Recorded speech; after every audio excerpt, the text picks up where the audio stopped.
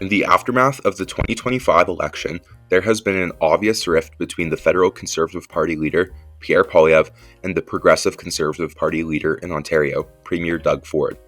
First of all, there has been a lot of attacks fired both ways, from Doug Ford and his advisors, particularly Corey Tenike, calling Pierre Poilievre effectively incompetent and blaming him himself for the election loss. Best campaign manager in the country, and to be very frank, if Corey was running that campaign, I don't think Mr. Poilievre would be in the position he's in right now.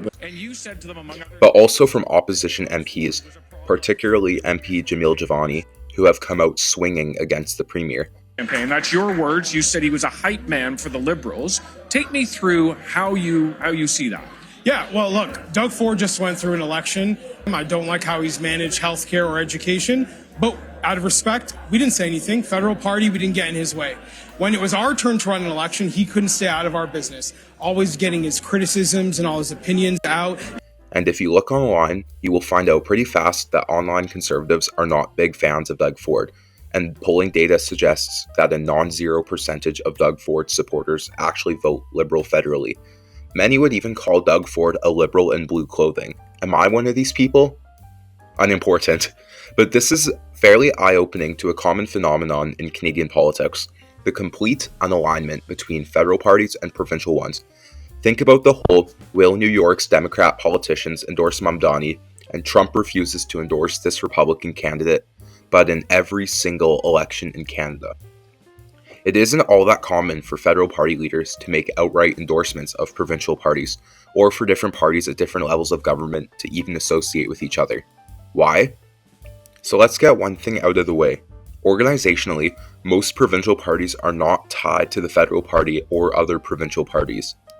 If you join the Progressive Conservative Party in Ontario, you are not a member of the same organization as the Nova Scotia Progressive Conservative Party, unless you go through that separate process and pay a separate fee. And you especially aren't a member of the Conservative Party of Canada. If you become a PEI Liberal Party member, you are not automatically a member of the Quebec Liberal Party unless you move to Quebec, and you're also not a member of the Federal Liberal Party either. The only exception to this is with the NDP, where membership in a provincial party automatically makes you a member of the federal party, except in Alberta as of a little while ago. And the Saskatchewan NDP seems interested in a similar arrangement. And these parties can make this decision for themselves. They don't need federal permission. So provincial and federal parties are their own, completely separate entities. They can have different policies that directly conflict with each other, have their own membership, and even rebrand and change their name if they decide that they don't like their names.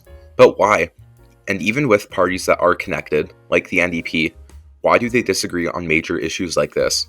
Well, it ultimately comes down to the fact that they have the ability to do so, and the differing political climate across Canada.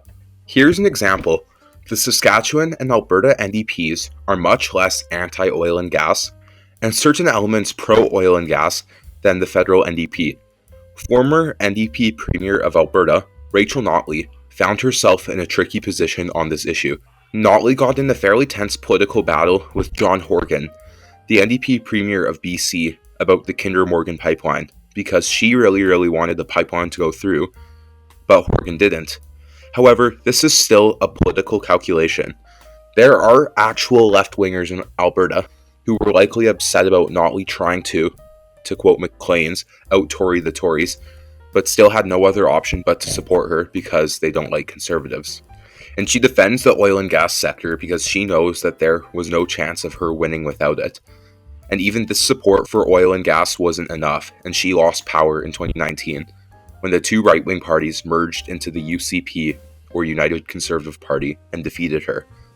Altogether, the Alberta and Saskatchewan NDPs tried to position themselves as not having an issue with basic right-wing ideas of being pro-oil and gas, anti-carbon taxes, and even embracing some fiscal conservatism, but also very much interested in more social programs and things like more provincial drug coverage and balancing this type of stuff with defending progressive social ideologies like LGBT ideology or being very pro-abortion, as to appease left-wingers so they don't make a further left-wing party and split the vote and make their tough time getting into power even tougher. Saskatchewan's NDP also has an interesting history of being the first NDP, also called the CCF, and Saskatchewan's NDP government being the first to introduce universal healthcare in Canada. And they were also fairly popular with farmers at the time of Tommy Douglas in Saskatchewan. Altogether, situations like that mentioned above are fairly common, where provincial parties, in dealing with local politics and issues, will look at issues in the province through a vaguely NDP or Liberal or PC lens, and not really through the lens of what the corresponding federal party leader would like. It also has to do with history. Notice how the federal right-wing party is called the Conservative Party of Canada, whereas the provincial parties often have the name Progressive Conservative Party. Well, until 1993, the major right-wing party on the right was called the Progressive Conservative Party of Canada. But in 1993, a new, more pro-Western interest Conservative Party emerged, called the Reform Party of Canada, and they won votes in ultimately 52 seats, compared to the PCs only winning 2.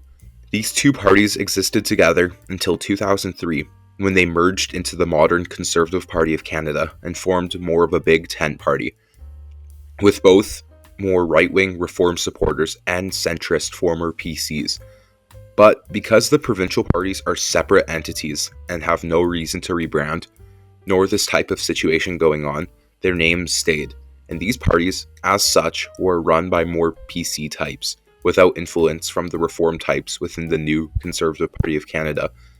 And this whole PC versus reform debate has also historically been part of the reason these parties haven't always gotten along.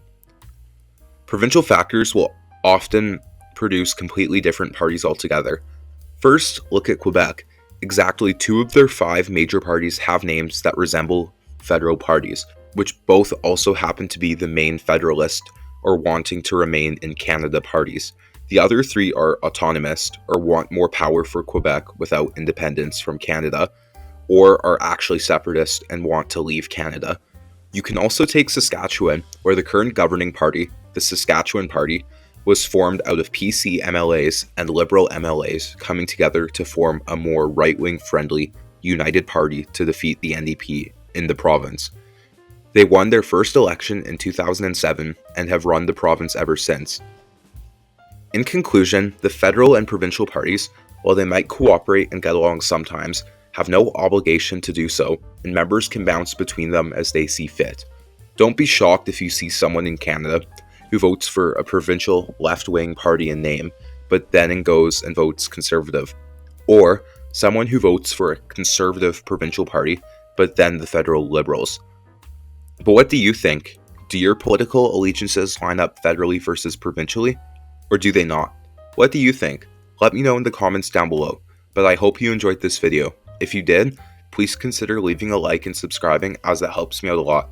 But apart from that, have a good rest of your day and see you.